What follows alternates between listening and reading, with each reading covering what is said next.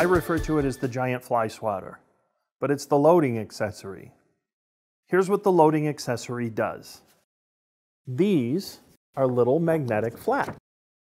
And when you're trying to load fabric, especially soft fabrics, through a 360 or 370, it's just going to flop right back down again.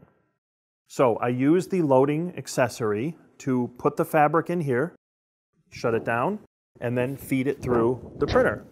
And then what you're doing essentially is feeding this through the printer with the fabric attached. It's sort of like a threading accessory. Works beautiful, extremely helpful. It sure beats some of the old ways to stick it to adhesive vinyl and try to thread that through. This comes on the 360 and the 370 only. You could order this as an additional consumable for a 330. You could also order one for a 310. Here's the issue. We only make this in the 64-inch model, and the 310 is 54 inches. Now you could manually cut this down. It wouldn't be that hard to do.